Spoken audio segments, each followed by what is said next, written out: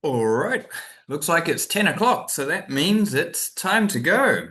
Welcome to the fourth and final webinar for this academic course of 2025-2026. My name is Sam. You might have seen me in a webinar a few months ago, and here I am again. And yes, I'm from Wellington, New Zealand, but my life is now in Spain, and I live and work here in San Sebastian, and well, work for London School of Languages. And here I am presenting today's webinar, which is all about managing mock exams. So let's go. Well, what are we going to cover today? Well, to begin with, we'll look at why it's important to have mock exams in the first place.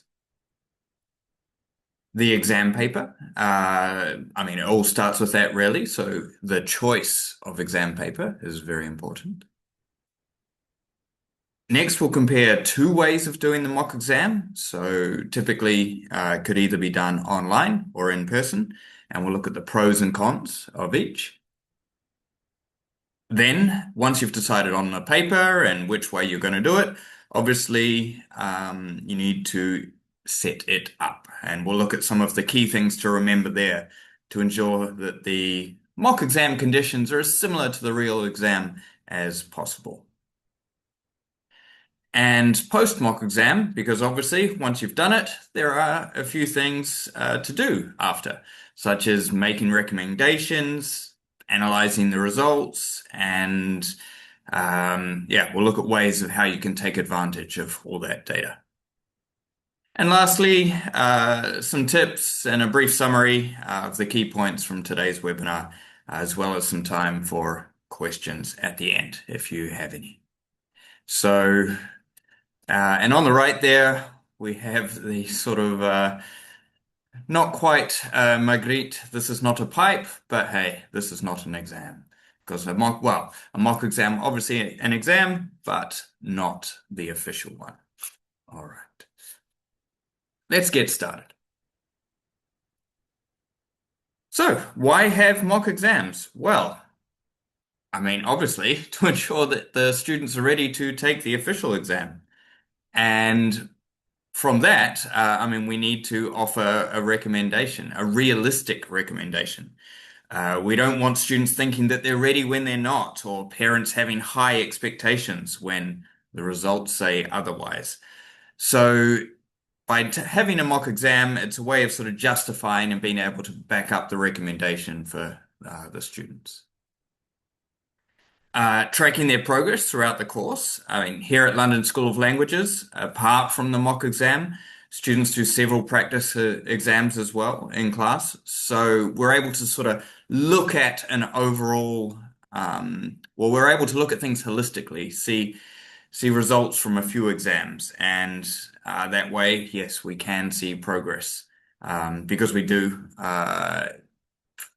keep all the data as well. We input it into a spreadsheet. It also allows us to see strengths and weaknesses and sort of how they're going, maybe in listening or reading, that kind of thing. And then we can use the data to focus on what needs work between taking the mock exam and the official exam. So by being able to see their strengths or weaknesses, or especially the weaknesses in certain areas, okay, that's what needs work, or maybe more work between that time.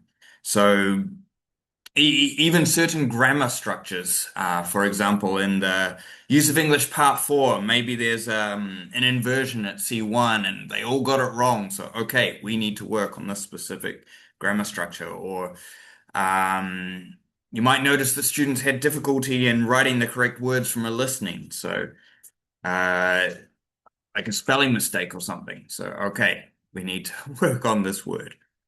And yes, and this is what can help inform us about what to work on as teachers in class prior to the official exam.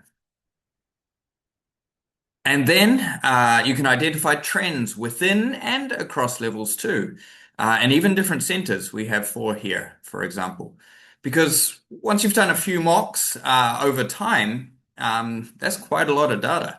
And it can be really useful to, yeah, see what issues kind of appear again and again, and whether it's, well, it could be something could be a once off, or maybe it's a repetitive issue. And that's what it's possible to identify, to notice when enough information has been gathered. All right, so where to start? Well, as I mentioned in the introduction, you need to choose a reliable exam paper.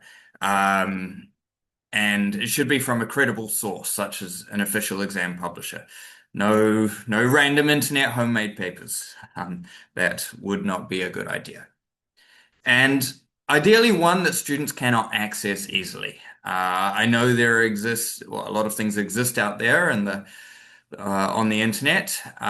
For example, the Cambridge Handbook. So perhaps not a good one, as some students, the really keen ones, they might be so diligent and studious that they want to do extra, so they find that.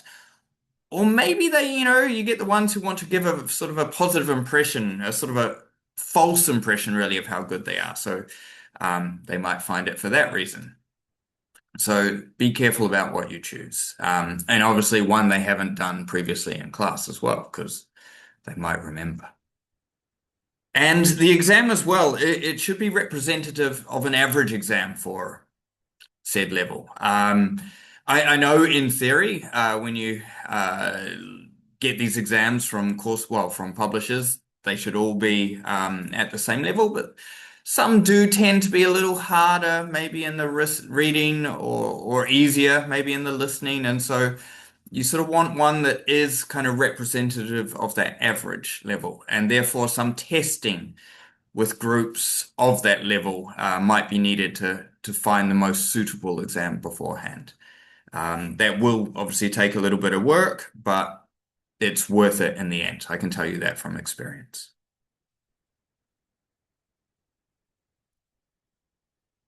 All right, and then there's how will you do the mock? Generally, there are two ways to do it, both with their advantages and disadvantages that we're going to look at very soon. As I mentioned in the intro, there was one of the ways is online, and so this is where students will do uh, the mock exam on a digital device, preferably a computer, so that the screen is big enough. You don't really want them doing it on their phone. Okay, tablets, there are some big ones nowadays, but also a computer is generally reliable. Phones, sometimes or tablets even, they set things up in a different way. And so, yes, a computer is highly recommended for doing the mock exam online. Or otherwise, you can do it in person. So perhaps in your classroom, or if everyone's together, maybe you need to hire out a hall or a conference room. I've done that in the past in other places. And obviously, in person, as you can see here, they've got their paper, they need to bring their pens, highlighters, that kind of thing, and all the equipment that you need, which we'll go over very soon.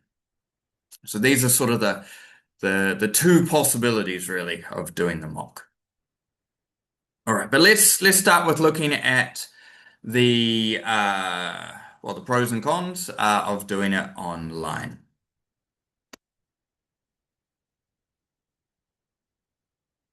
So obviously, if it's online, I mean it's there on a system, and that means it's really convenient and flexible. You can just power up your computer and boom, do it. And so that is, well, it makes it very convenient. And also, it can be done maybe at different times as well. So if they just have an access code, maybe during the week, students are really busy, with work and obviously the classes they come to. So therefore, at the weekend, they're able to do it when they have the time. And so that is a great advantage to doing it online. And people have, their different timetables. Also, potential for immediate feedback. So when it gets set up, obviously all the answers for reading, use of English, listening, they get plugged into the system or programmed in, I guess. And so uh, it's marked there and then. I mean, maybe the students don't get their marks, but as I guess the teacher trainer, head teacher, they might be able to see the marks immediately when people have done it. And so that sort of immediate feedback is great. And to see when students have done the exam or they haven't um, as well. And obviously, that data then gets stored in the system. It's there. We can access it really easily. Don't have to fiddle through lots of papers to find a mark. So really simple that way as well. And simulating the online exam, well, if you're a teacher of language students, especially I guess students doing Cambridge exams, you'll know that a lot are done digitally nowadays. They are, well, computer-based was the old term. And so it simulates that way of doing things. Obviously, you have to set it up that way, so the exam format needs to be as similar as possible to the real thing. But yeah, it's more realistic if they're going to do that for the official exam. Always available. So maybe during the year you might need some, or there might be some students who need, or you want them to do it because they're doing the exam at a different time. So, okay, you give them the code and they can do it. Well, some need extra practice and they came later, after the mock exam had been given to all the students. But because it's there, they can still do it. And no invigilating needed. Yes, this is a biggie. I mean, you imagine if maybe your language academy has a day where they do the mock exam and yeah, in a conference hall with different levels. Think how many teachers or people you're going to need watching them, making sure that everything runs smoothly, the logistics of it all, and handing out the papers, giving instructions. Uh, all that requires a lot of time and manpower and people. And so by doing it online, you don't need any of that. So uh, a great advantage there. However, yes, there are a few, yes, downsides here. I mean, to set it up, it does require an initial investment, especially if you're going to have different or multiple levels, A2, B1, B2, C1, C2, getting all that or paying someone to program it in and making sure it runs smoothly and ironing out all the kinks and that kind of thing. Yeah, does take a little bit of initial investment. And kind of on the flip side of the fact that there are no invigilators, well, that means that students, yes, there is the potential for cheating. Um, Obviously, we tell them don't. This is to help you, to give us a realistic idea of how good you are at this moment in time. But some students, okay, they might feel the pressure, might get a little worried, so they might resort to other means of getting answers, and it's unavoidable. Um, okay. And yes, dealing with technology, there's always the potential for technical glitches. I mean, for example, with what we have, they need to do it all in one sitting. It is possible to have a break where they go away from the computer, but it's not like they can kind of do one on one day and another on another day, which also is not like the exam, so it shouldn't be done like that, ideally. But yes, things happen with technology as well. So there's the potential for that. But in general, I will say it has been a blessing to shift from doing it in person to online. I mean, as you can see, the list of pros is longer than the cons, and it has made life a lot easier here. But obviously, different academies, different situations, might work differently for where you are. All right, let's look at in person.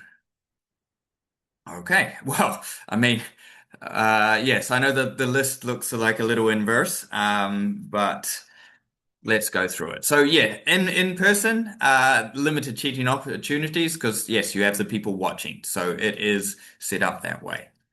And it does simulate the official in-person exam. So again, there might be some students, or maybe majority of your students where you work, who take the exam in person, and therefore it makes more sense to do it that way because that's how they're going to experience it.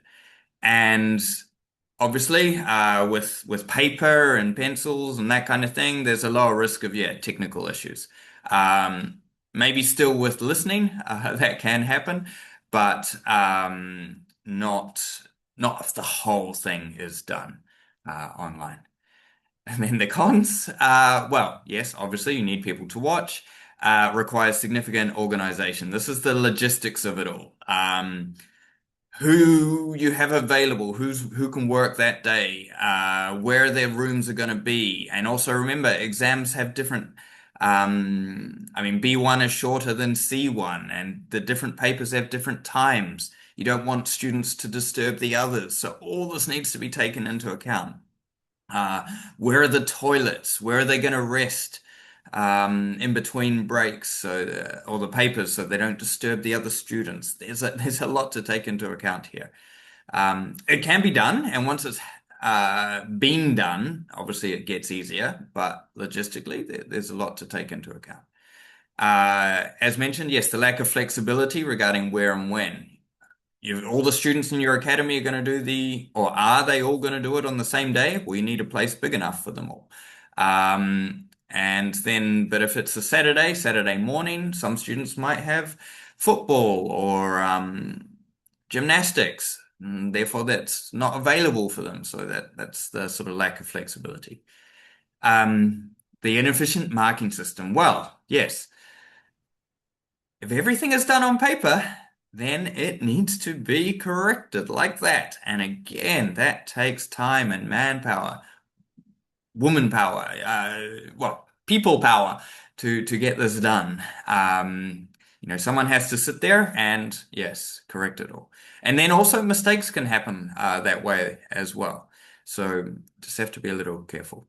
I mean, it could even happen in the adding up of it. All right. And the classroom constraints. So I guess the size, being aware of the rooms and do you have enough facilities for everyone, the toilets, that kind of thing.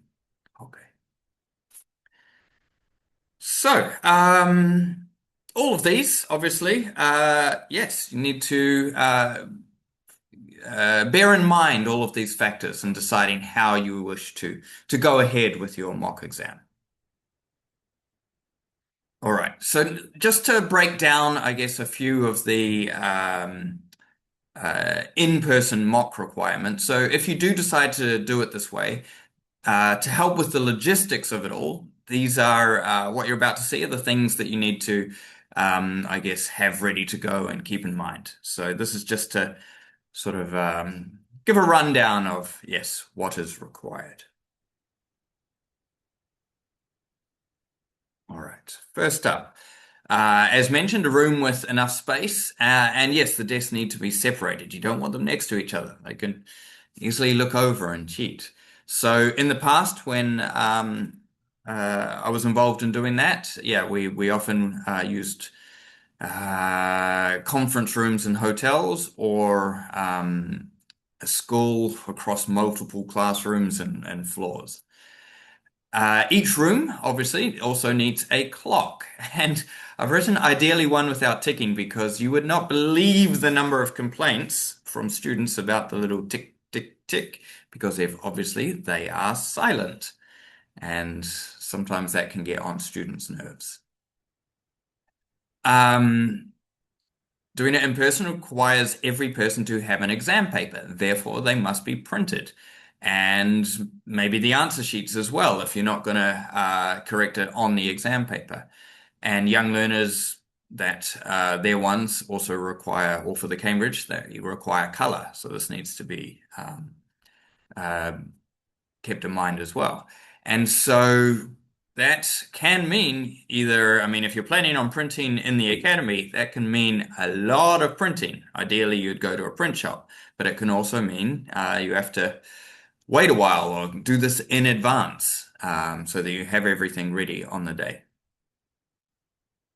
Also, there are students with learning disabilities, and sometimes papers need to be modified for them a little bit. Maybe, yeah, enlarged or well, enlarged font or a certain type of font to make it easier for them, similar to the real exam as well. Do you have scrap paper and spare pens, pencils, erasers? Students always forget things. Crayons for young learners, or coloring pencils for yes, coloring in the for the listening, for example. You know, or students need these things and they forget.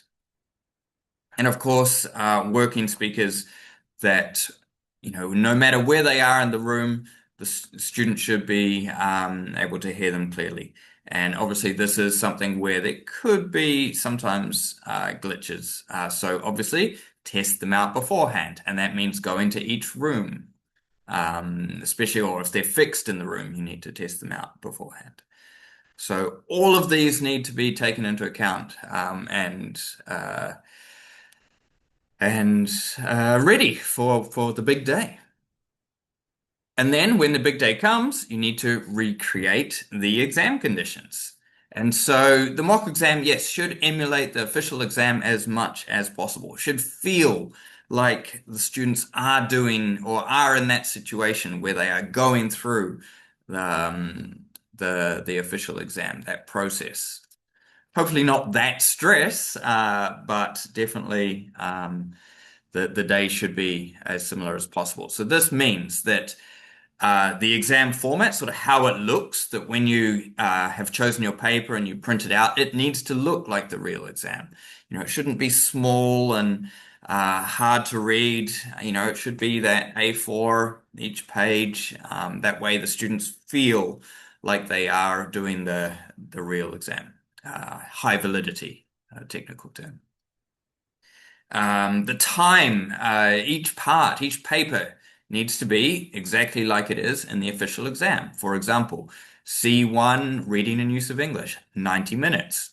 That's it, 90, not 95, not 85. Students might say, hey, I finished early, but no. Well, of course, I mean, depending, you might let some students leave if that is the case, but ideally they should stay put for that entire time. They need to get used to maximizing their time. Also, for example, in the official exam, they can't leave in I think it's the first 15 minutes or the last 10. So students need to be aware of that. And that comes from the invigilator script, the instructions that you give. So each teacher who's there in the room needs to obviously give the instructions clearly, you know, and if you have some kind of script for this, then it again adds to that official atmosphere for what's going on. The order of papers is also important. It should be how they're going to experience it on the day. So, for example, B1 PET, you'll start with the reading, then you'll do the writing, then the listening. You know, so follow that same order. And yes, exam conditions, silence. No talking. As an invigilator, you need to watch. You're not sitting there reading your book kind of thing or listening to music. No, it has to be taken seriously for the students and for the invigilator alike. And obviously, yes, students should sit in rows. And there should also be like a board behind where you put up the important information, such as the start and finish time, what exam it is, what paper it is, reading use of English, for example. And so, yes, when those times are there and there's the clock, you know, students have that to refer to and they know what's going on. Of course, also, just forgot to mention with time, those students who are dyslexic, for example, usually have like, for example, at C1, they would have an extra 20 minutes. This also needs to be taken into account and, you know, things need to be adjusted for that as well. And yes, just a few other aspects to keep in mind. So when planning when to do the mock, so the what day you're choosing, or well, before we even talk about day, what time of day? For example, maybe students come to class on a Wednesday and a Friday afternoon. Now, if you're doing it kind of on one of those days, which one, are they more likely to be at their best? Probably not the Friday. And obviously, yes, the day itself. Will it be done? What have I written here? Sorry, in 1 week or spread across two? Well, I guess this is if you're doing it in class, sorry. Or will it be done at the weekend where it is in that one slot? Um, and obviously, we want the majority of our students to partake in doing the mock exam, so we need to be aware of their commitments. And so, depending on their age, they're going to have school exams that they take very seriously. It's important to them, obviously.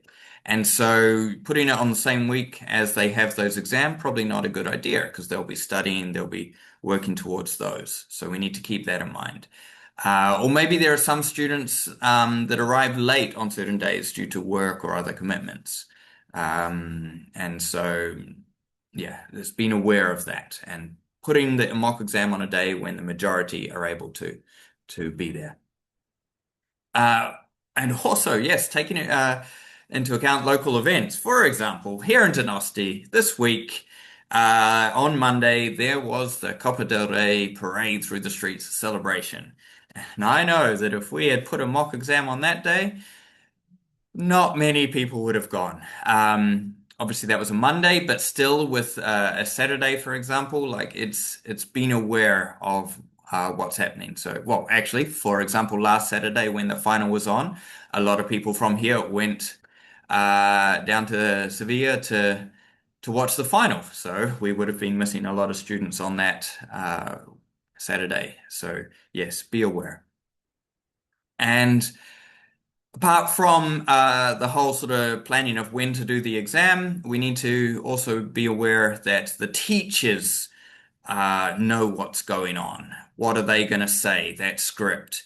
Do they know what paper, to hand out when and how to correctly mark the exam? So some kind of preparation for them as well is also necessary. So, speaking of marking mock exams, yes, let's have a little look at that. And to ensure reliable results, it is essential. It is crucial, imperative, vital to know how to correctly mark the exam.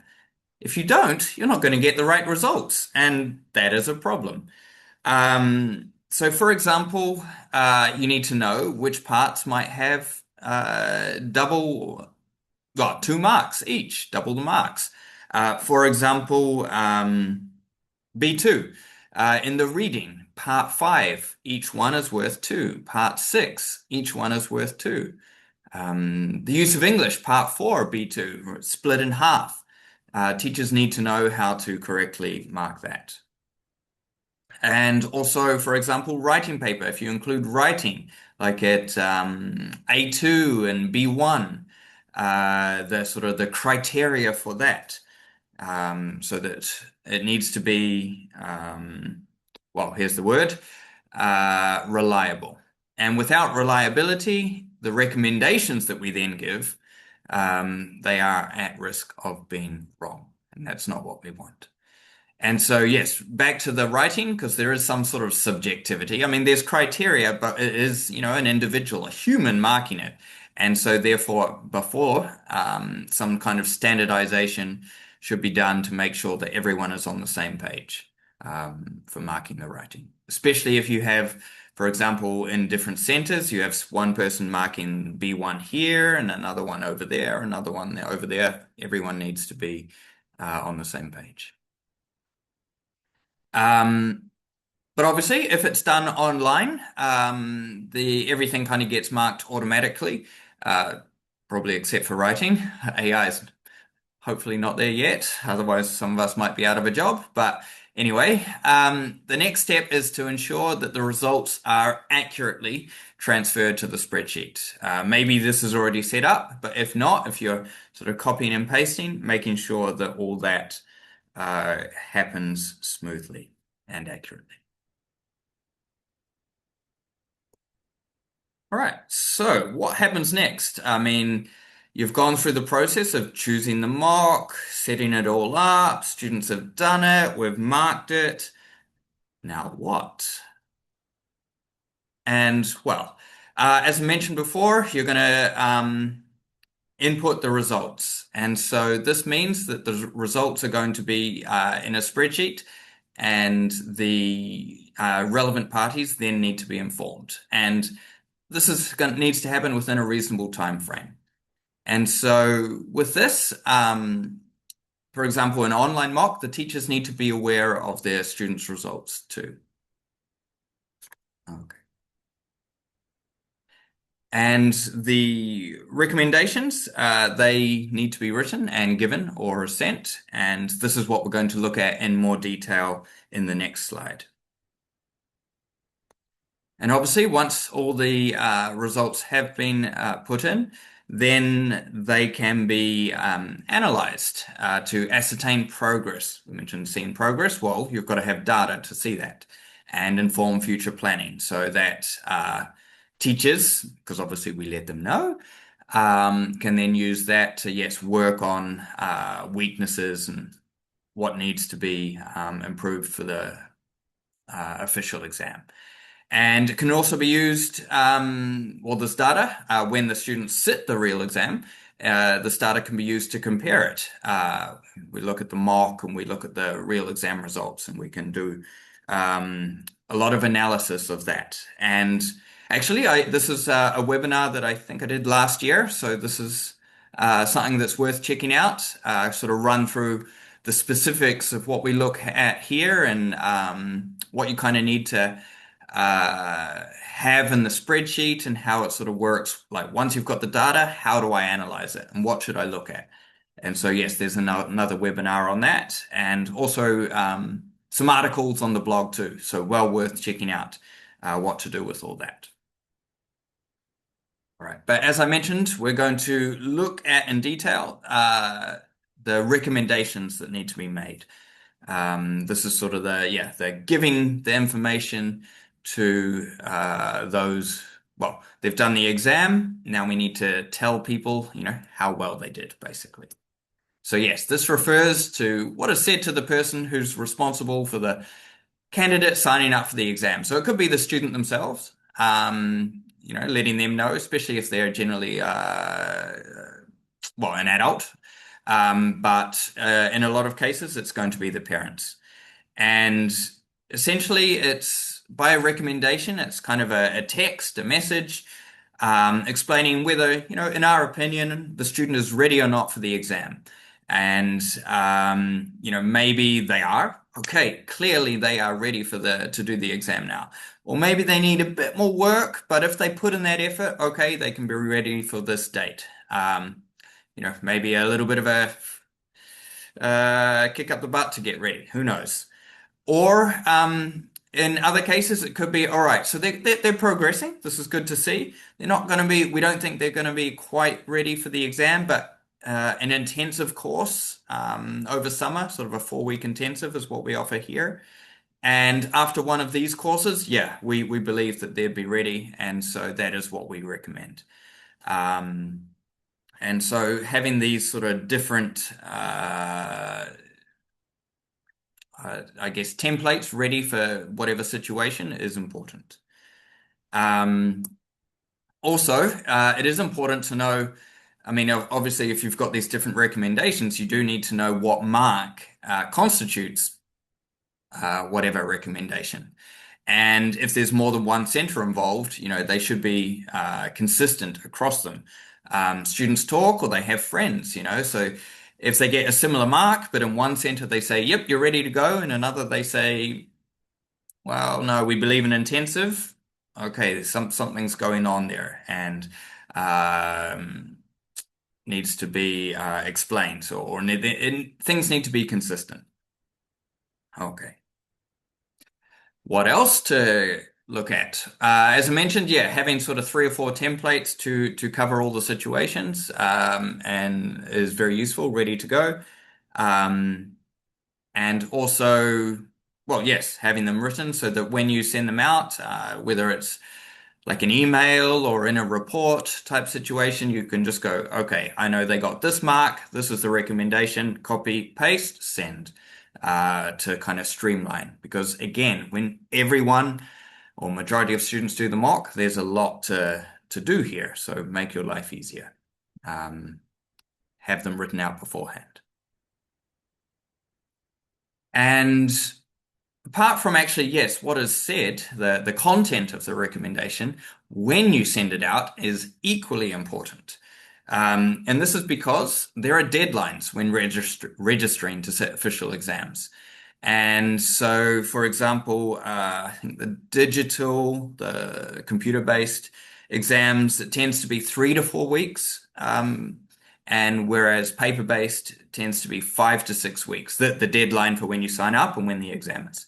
And so obviously the deadline for signing up, well, prior to that, you need to have sent out your recommendation. And this needs, some students might need time to talk it over with their parents and realize that, oh, we're going to be on holiday, so maybe they need to do something different. And so, um, yeah, sending out the deadlines along with the recommendation is a good idea so that the people involved, the parents, the students, they have sufficient time to consider their options and come to that informed decision about when is best to do the official exam. Um, okay. And all of this, yes, ties into the recommendations. But when we make our recommendations, I mean, it's not just purely looking at that one mark, because as we know, sometimes students might just have a bad day that's not reflective of their true potential. They've come in to do the mock exam. Um, maybe they did have a busy week at school, or they were stressed about the exam itself and they didn't sleep well beforehand. There could be a multitude of reasons. And so, that what they did on that day of the mock exam is not really reflective of their true potential. And so, in the case of that happening, I mean, reassure the student. I mean, we need to, as humans, their empathy, their understanding, and let them know that other factors are taken into account, because of course they are. For example, like I mentioned here in Genosty, in London School of Languages, they do other exams in class. So we've got this other data to draw upon. We know that they usually pass the exams. And also just their performance in general in class. You see the student twice a week for 3 hours, for example. You know how good they are, more or less. And so, yeah, one bad day does not a bad student make, but the student needs to be told that and reassured. And also, I mean, maybe it's not the factors that were going on prior to the exam. Maybe they just haven't done an exam under time conditions before. And so that itself is the aspect that needs to be worked on, that they need to be able to withstand that pressure. And that is the factor that we're going to help them with between now and the mock exam. All right, so again, other things to take into account. All right, so I mentioned, yes, that you've got all this data and uh, you can look at it, you can do things with it. And so the question is, what can you do with all these mock results? Well, obviously, you can compile statistics. There's a tongue twister. Compile statistics across the various papers. And so this is looking at like the averages, the range, highest to lowest, and trends over time. Because again, once you've done this for a few years, you can sort of see what's going on. And this is very useful. It can also be put into graphs, and this can be a quick visual indication of seeing student strengths and weaknesses. Okay, for this, group C1, we know that they're really good at reading, but their use of English, not so much, perhaps. And then again, this can be used to sort of inform us about what needs to be worked on in class.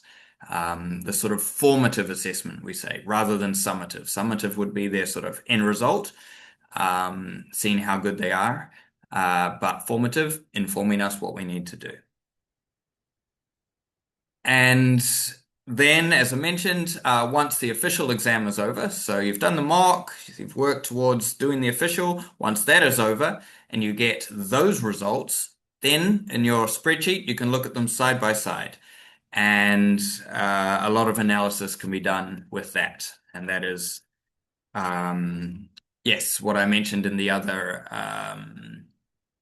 the other webinar is about in some of those articles.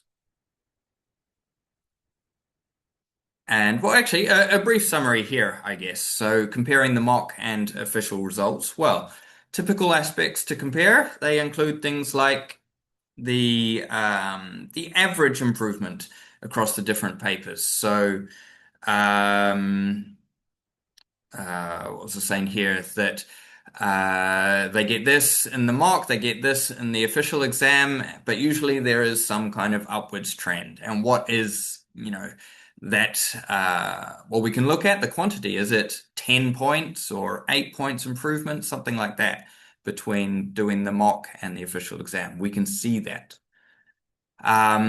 Also interesting to see is the difference between students who sat the mock and those who did not.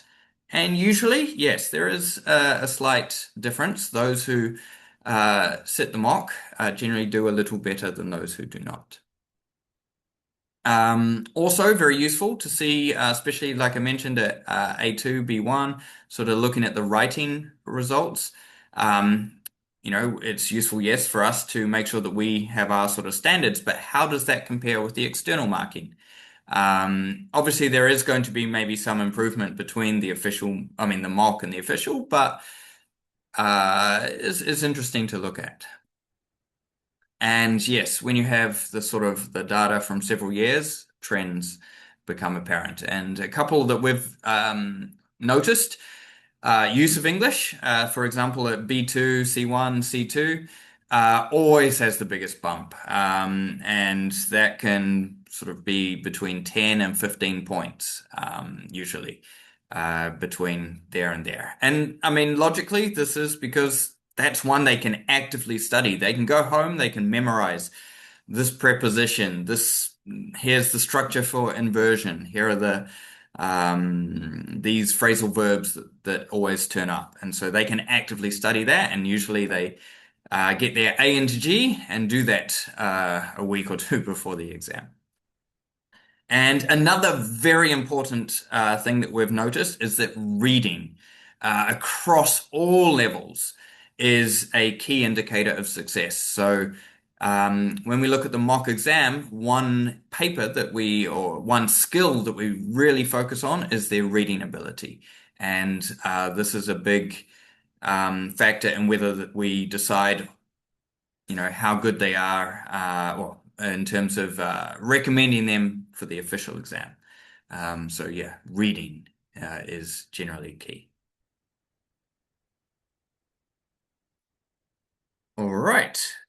And here we are with just a few final tips to help you through this managing your mock exam if you're going to be doing that out there in the future. So for in-person exams, yes, print the papers with enough time in advance. So that there's not a big rush for the printer all at once. I mean, maybe you've got several people involved to print this level. You don't want everyone doing it at the same time. Or if you're printing it in the academy, you don't want to do that at a time when other teachers need the printer because it's going to get messy. As mentioned with the recommendations, yes, have them done prior to the mock exam, written and knowing what mark constitutes what recommendation. So it's very easy that once it's done and you need to send them out, just copy paste and they are sent.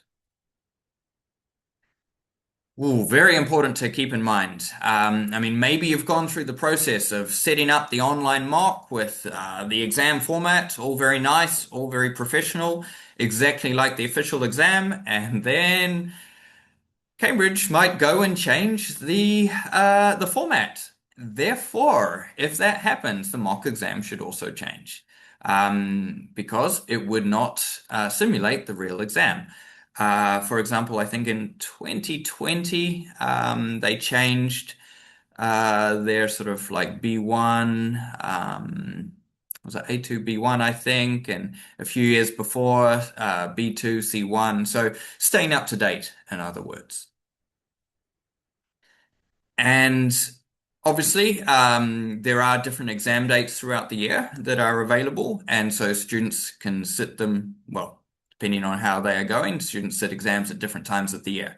And so, having access to that mock at a different time than that big official day, might be needed. So be aware. I mean, if you've got it there to help them, use everything that you have available to help them. And of course, students need to know how the exam works. So if, for example, it's an online one, very useful to demonstrate in class how that works. So if it's similar to the Cambridge one, or if they're going to do a Cambridge online exam, your one should be similar, then just using on the official Cambridge website, they have a simulation there. So useful just to go through that. So students when they're at home, they're not freaking out about how to do certain tasks or what's going on, so that you know um, that they are familiar with how to input their answers and that kind of thing. All right, and I guess that sort of brings us, yes, to the end today. So a few things to just remember, I guess, to sum up today's webinar, to conclude with. Well, mock exams are an essential part of any course in which the objective is to pass an exam. It is vital that students have that prior experience of, I guess, the stress, even the timing, the length of the day, even just knowing what that's like before they go in and do the real exam. I mean, like in sport as well, or a concert, a play, rehearsals, are necessary before the big event, and an exam is no different. Care needs to be taken to ensure that the mock exam, yes, is best fit for the students and that the running of it is realistic and fair. So the way that you choose to do it, online or in person, be aware of how are your students in your academy. Are they going to be doing it? The majority going to be doing it online on the day. So, okay, that should be, I guess, a clue that probably an online mock would be very beneficial. But also that its running is similar to the official one, or if you do it in person, that yes, everything is just like the day of the official exam. And when things are done that way, the results you're more likely, or that you're likely to get, are going to be reliable. And that way, when you get reliable results, you can offer meaningful, realistic recommendations, and everyone wins then. Win-win situation for all. And obviously, afterwards, they've done the mock, you can have a little look at those results, but then when they've done the official exam, looking at those, comparing those, that can offer very useful guidance for the future. And I mean, this is what we want in education. We want to be improving and doing the best for our students, making sure that they are, I guess, in the best hands possible. Us as teachers or teacher trainers, and well, that is our job. All right, and I guess, yeah, there you have it for today. And well, I guess question and answer time. So everything you've seen, maybe there is a question that I can help you with. So if so, just type it in the chat. I will look at it and endeavor to uh, give the best answer I can. Um, so I'll just wait a minute in case there's anyone out there who uh, has something to ask.